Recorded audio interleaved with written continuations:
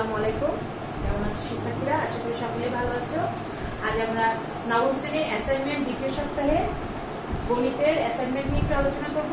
আশা করি তোমরা সকলেই বুঝতে পারবে। আমি সংক্ষিপ্ত প্রশ্নগুলো নিয়ে প্রথমে একটু আলোচনা করছি, যে তোমরা সংক্ষিপ্ত প্রশ্নগুলো কিভাবে সমাধানটা করতে পারো। দেখো, প্রথম প্রশ্নটা কিন্তু লিখে দিয়েছি যে 0.6 গুণ 0.9 সমান কত।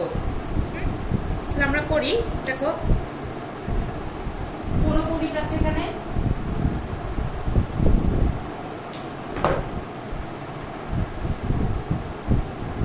তাহলে পরের লাইনে কি হচ্ছে দেখো 6/9 ইন্টু, প্রশ্নটা মুছে দেই এখন। প্রশ্নটা তোমাদের আছে, এর পরের লাইন থেকে দেখো 9/9 কেটে যায়, 6 আর 9 কে 2/3 হয়। তাহলে আমরা পেয়ে গেলাম 2/3। এখন 2/3 কে ক্যালকুলেটরের মধ্যে তোমরা করে দেখো, ভাগ করে দেখো, আসতেছে 0.6666666 আসতেই থাকবে, তাই না? তাহলে এখানে 6টা কি পুনঃকৌণিক, 0.6 পুনঃকৌণিক লিখলেই হবে। তাহলে অ্যান্সার হচ্ছে এটা আমাদের প্রথম শর্ট কোশ্চেনের অ্যান্সার এটা।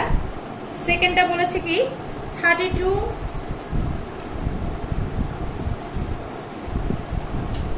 দুই নাম্বার প্রশ্নটা লিখছি 32 21/37। একে আবৃত দশমিক ভগ্নাংশের মান কত আসবে তা প্রকাশ করতে বলা হয়েছে, তাই না? তাহলে আমরা প্রথমে সমস্তটা ভেঙে ফেলি। সমস্তটা ভাঙলে আসতেছে 1205 আর নিচে 37। এখন আমরা এটাকে ভাগ করে দেখি, ভাগ করলে কত আসতেছে দেখো 1205। প্রথমে আমরা 3 দিয়ে যাই, তাহলে 111 আসতেছে। এরপর দেখো আমরা বিয়োগ করি,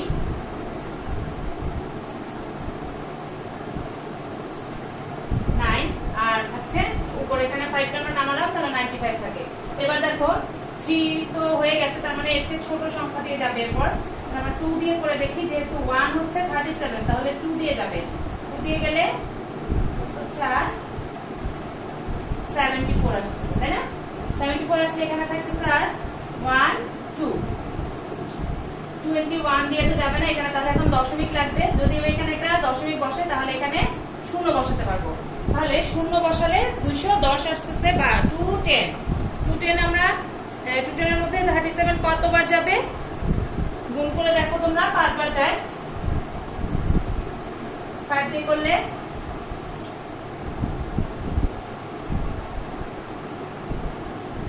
185 আসছে।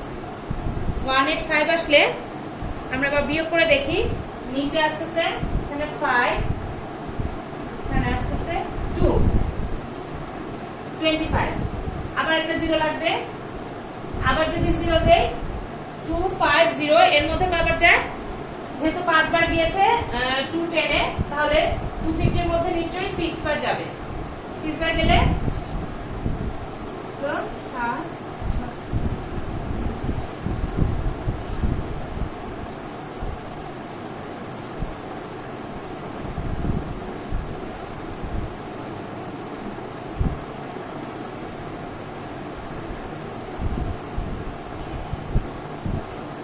222 আসে। এরপর দেখো বিয়োগ করে কত আসে, 9 থেকে 2 গেলে 8, আর এই পাশে থাকছে 4, 4 থেকে 2 গেলে 28 থাকে। তাহলে এখানে আবার 0 দেই, তাহলে 280 আসে। দেখো 250 তে যাচ্ছে 6 বার, তাহলে পরেরটা নিয়ে নি। 7 দিয়ে যদি করি তাহলে আসতেছে 259। এটা হচ্ছে 7 দিয়ে করলে থাকছে কত থাকছে 1, এর থেকে 5 দিলে 3, 30 31 না, সরি 21 আসতেছে। দেখো এখন দেখো এই যে 21 এখানেও কিন্তু এসেছিল, আবার এখানে আমি 0 বসালে আবার কিন্তু 5 দিয়ে যাবে, 5 দিয়ে যাওয়ার পরে আবার এখানে 6 বার যাবে, আবার এখানে 7 বার যাবে, সেম ভাবে কিন্তু আবার আসতে থাকবে। তাহলে আমাদের আবার যদি 5 বার যায় তাহলে 185, সেম ভাবে এখানে যত ছিল 25 বার থেকে আবার 0 বসালে আমরা আবার সেটাকে 6 দিয়ে আবার যাবে 222, তাহলে আবার আসতেছে 28, বিয়োগ করলে আবার দেখো 0 বসালে সেই 7 বার যাবে, 7 দিয়ে করলে 259, তাহলে আসতেছে আবার 21। দ্যাট মিন্স আমাদের 5 6 7 এর পরে 7 এর পরে যে আবার 5 6 7 আসতেছে, তাই না? এভাবে যদি আসতেই থাকে তাহলে এটা কি কোনকোণিক ধরা যায় এই তিনটা সংখ্যাকে। তার মানে হচ্ছে আমাদের এটার অ্যানসার হবে 32 21/37 ইজ ইকুয়াল টু হচ্ছে 32.567। এই দুটোর তিনটে সংখ্যায় কোনকোণিক, তাহলে প্রথম সংখ্যাটায় আর শেষের সংখ্যাটায় আমরা যদি কোনকোণিক দেই তাহলেই হয়ে যাবে। আর প্রথমবার তোমরা একবার লিখে দিতে পারো 5 6 7 ডট ডট দিয়ে বারবার আসতে থাকবে, বারবার আসতে থাকবে, তাহলে পরের সংখ্যায় পরের লাইনে যে আমরা লিখতে পারি 5 6 7 কোনকোণিক। হ্যাঁ, এটা আমাদের অ্যানসার সেকেন্ড অঙ্কটা। আমরা সেকেন্ডটা শেষ করলাম, পরে আমরা চলে যাচ্ছি 3 নম্বর ছোট প্রশ্নটায় চলে যাচ্ছি, যেটাতে আছে যে n = 2p - 3, যেখানে p belongs to n মানে ন্যাচারাল নাম্বার, p টা ন্যাচারাল নাম্বারের অন্তর্ভুক্ত আর n = 2p - 3। আর আমাদের প্রমাণ করতে হবে যে n স্কয়ারকে 4 দিয়ে ভাগ করলে ভাগশেষ কত থাকে এটা আমাদেরকে বের করে দেখাতে হবে। তাহলে আমরা প্রথমে কি দেওয়া আছে n = 2p - 3 সেটা লিখি।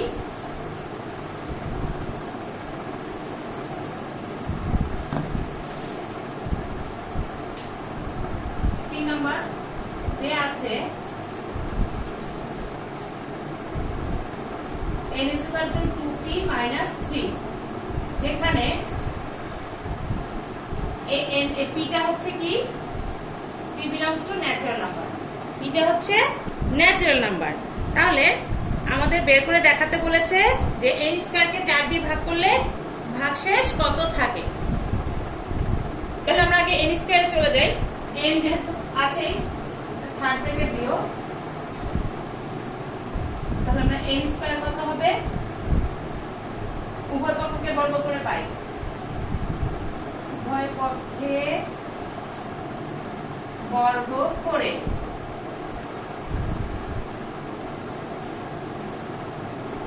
2p কে বর্গ করলে 4p স্কয়ার মাইনাস 3 দুগুণে 6 6 দুগুণে 12 12p প্লাস 3 স্কয়ার মানে হচ্ছে তোমার 9।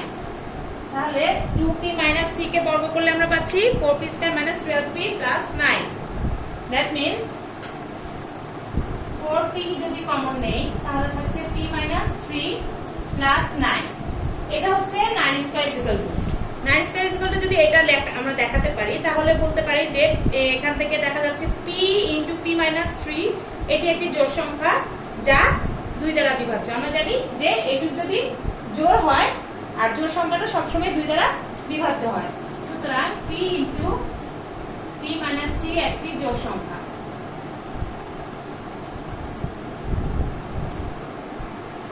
যা 2 দ্বারা বিভাজ্য। ঠিক আছে, তাহলে এইটুকু যদি 2 দ্বারা বিভাজ্য হয় তাহলে 4p * p - 3 ও কিন্তু 2 বা 4 দুটো দ্বারাই বিভাজ্য হবে, যেহেতু এখানে একটা 4 ও থাকবে। সুতরাং 4 যদি আমি এই সংখ্যাটার সাথে 4 যদি গুণ করি তাহলে এই সংখ্যাটা তখন 4 দিয়ে বিভাজ্য হবে, 2 দিয়ে তো হবেই। সুতরাং 4p * p - 1 সংখ্যাটি 2 বা 4 দ্বারা বিভাজ্য, এটা আমরা বলতেই পারি।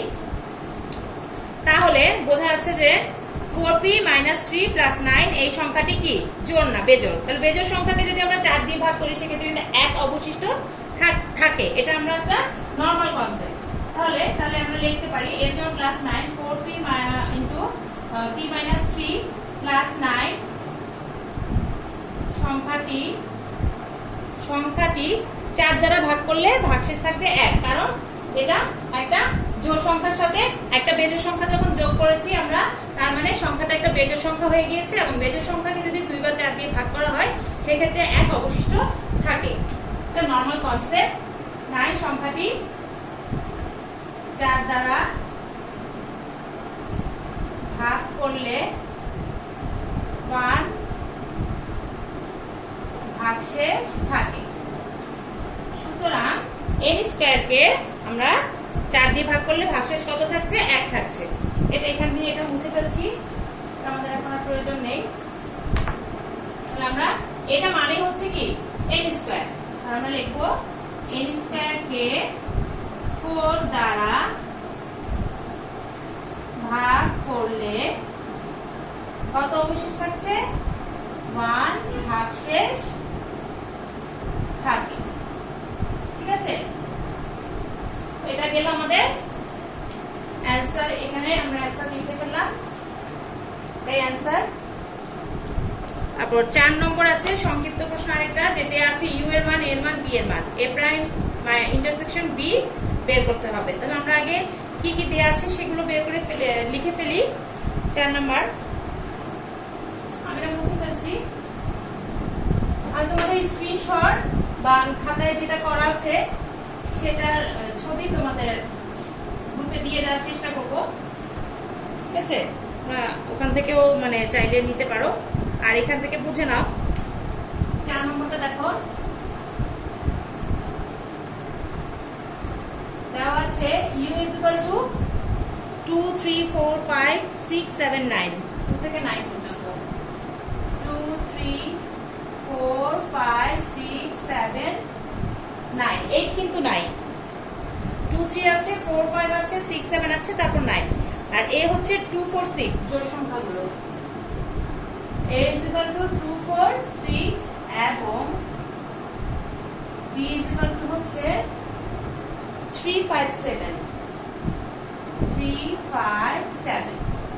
ঠিক আছে, তাহলে এই তিনটা আমাদেরকে দিয়ে দিয়েছে ওরা, আর বলেছে u a prime intersection b বের করতে হবে। a prime intersection b is equal to কত, এটা আমাদের প্রশ্ন। তাহলে আমরা a প্রাইমটা আগে বের করব অবশ্যই। a প্রাইম মানে হচ্ছে u - a, আর u হচ্ছে 2 3 4 5 6 7 9 মাইনাস a হচ্ছে 2 4 6। তাহলে u থেকে a যদি বিয়োগ দেই তাহলে থাকছে 3 5 7 9, এটা হচ্ছে আমাদের a প্রাইম। সুতরাং a প্রাইম ইন্টারসেকশন b কত হবে? a প্রাইম হচ্ছে এটা 3 5 7 9, এটা হচ্ছে আমাদের a প্রাইম, আর ইন্টারসেকশন হবে b হচ্ছে 3 5 7। ইন্টারসেকশন করলে কি আসতেছে? 3 আসতেছে দুটাতেই, 5 আছে দুটাতেই, 7 আছে দুটাতে, কিন্তু 9 নাই। তার মানে এই তিনটাই মানে এর মান, b এর মানটাই আসলে আমাদের a প্রাইম ইন্টারসেকশন b 3 5 7। তাহলে আমরা এটাই হচ্ছে আমাদের অ্যানসার, যেটা চেয়েছে যে a প্রাইম ইন্টারসেকশন b কত। আমাদের শর্ট কোশ্চেনগুলো আমরা শেষ করে ফেললাম। তো সৃজনশীল প্রশ্ন চলে যাচ্ছি। সৃজনশীল প্রশ্ন 1 নাম্বারটা ছিল fx সমান দিয়েছে একটা মান, তারা তোমরা প্রশ্নটা দেখে নিবে। প্রশ্নটা হচ্ছে fx সমান একটা মান দেয়া আছে এবং ga সমান একটা মান দেয়া আছে, তাই না? fx আর ga দেয়া আছে, আর বের করতে বলেছে ক নাম্বারে যে x বিলংস টু যদি n হয় তাহলে x square greater than 3 and x cube less than equal to 30 হলে তালিকা পদ্ধতিতে সেটটিকে প্রকাশ করো, তাই তো? তাহলে আমরা প্রথমে যে শর্তটা দেয়া আছে সেটা লিখি, সেই শর্ত অনুসারে আমাদেরকে তালিকা পদ্ধতিটা বের করতে হবে। এখন আমরা সৃজনশীল 1 নম্বরে চলে যাচ্ছি।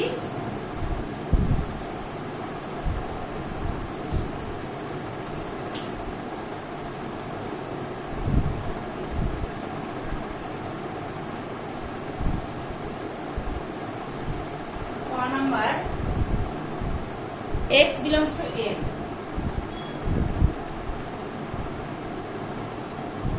যেন x square such that x square greater than 3 এবং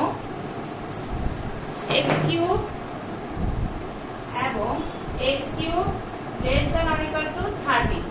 এটা আমাদের শর্তটা দেয়া আছে, আমাকে এই সেটটাকে তালিকা পদ্ধতিতে প্রকাশ করতে হবে।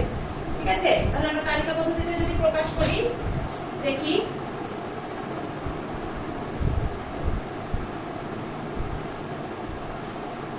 প্রথমে আমরা x বিলংস টু n, তার মানে 1 2 3 সব নেওয়া যাবে।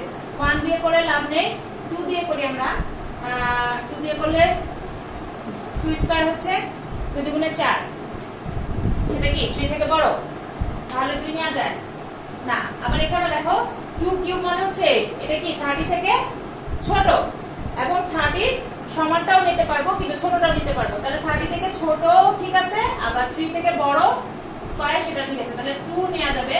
এরপরে সংখ্যাটা ধরো 3, 3 দিয়ে যদি করি 3 স্কয়ার হচ্ছে 9, 9 অবশ্যই 3 থেকে বড়, তার মানে এই কন্ডিশনটা সে কন্ডিশনটা স্যাটিসফাইড করছে। আর এই কন্ডিশনটায় 3 কিউব যদি করি আমরা 27, 27 কিন্তু অবশ্যই 30 থেকে ছোট, আবার সমান না কিন্তু ছোট, ছোটটা নেওয়া যাবে, তাহলে 3 ও হবে। 2 3 দুইটাই কিন্তু এটাতে বিলংস করছে। 4 এর বেলায় দেখো 4 স্কয়ার যদি নেই, 4 স্কয়ার হচ্ছে 16, 16 কিন্তু 3 থেকে বড়, ঠিক আছে। বাট 4 কিউব হচ্ছে 64।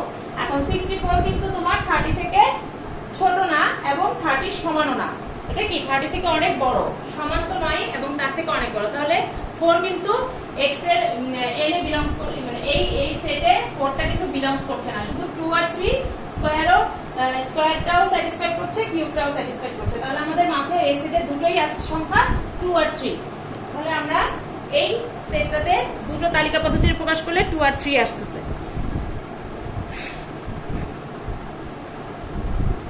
এরপর আমরা খ নম্বরে চলে যাচ্ছি, যেখানে বলেছে যে fx is equal to যদি না sorry f minus 2 is equal to যদি 0 হয়, f minus 2 is equal to যদি 0 হয়, তাহলে রুট কে একটি অমূলদ সংখ্যা, এটা আমাদেরকে প্রমাণ করে দেখাতে হবে। তাহলে প্রথমে আমরা fx is equal to কি আছে দেয়া আছে, তো fx is equal to সেখান থেকে আমরা f minus 2 তে যাব না।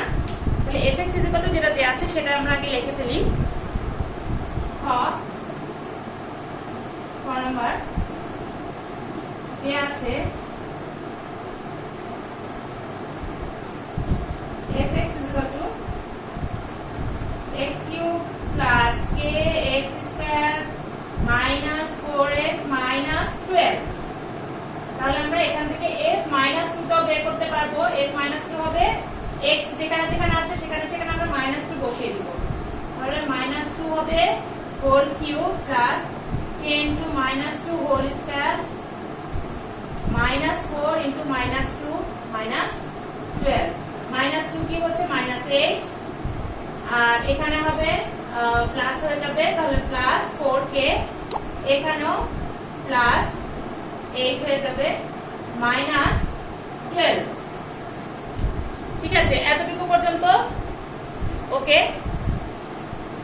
এরপর দেখো 8 minus 8 plus 8 চলে যায়, থাকছে কি 4k minus 12, এতটুকু থাকছে। আর আমাদের বলে দিয়েছে f minus 2 মানে হচ্ছে 0, তাহলে এটা সমান আমরা 0 লিখতে পারি। এখন লিখব আমরা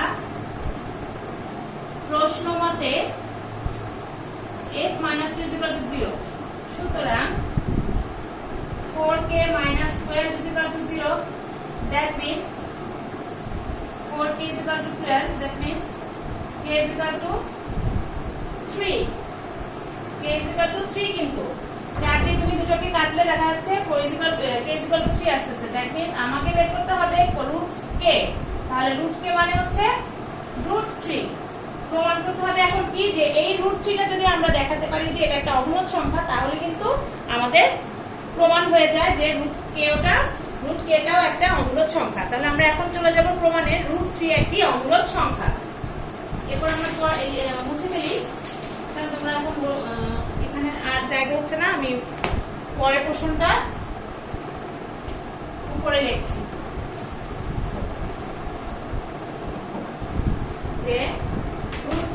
অম্ল সংখ্যা। এখানে লিখতে হবে সুতরাং এখন প্রমাণ করতে হবে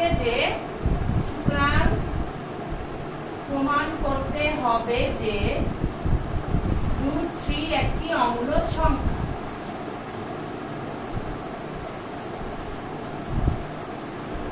অম্ল সংখ্যা, তাই না? ধরি √3 একটি মূল সংখ্যা। অম্ল সংখ্যা প্রমাণ করার সময় প্রথমে আমরা ধরে নিব যে √3 একটি মূল সংখ্যা। ধরি √3 একটি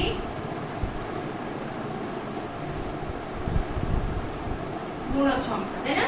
প্রথমে যদি ধরে নেই যে √3 একটি মূল সংখ্যা, তাহলে আমরা লিখতে পারি যে √3 p/q, যেখানে p ও q পরস্পর সহমৌলিক স্বাভাবিক সংখ্যা এবং q > 1।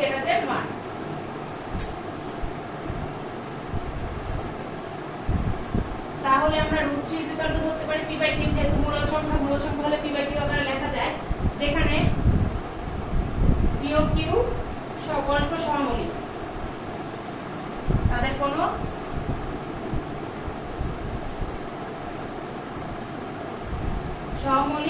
পরস্পর সহমৌলিক স্বাভাবিক সংখ্যা, কিন্তু কিউটা কি 1 এর থেকে বড় এবং q is greater than 1। এটা 1 এর থেকে ছোট হলে এটা আবার অমূলক হয়ে যাবে। এরপর আমরা বর্গ করি। √3 যেহেতু আছে, এটাকে আমরা বর্গ করে ফেলি। বর্গ করে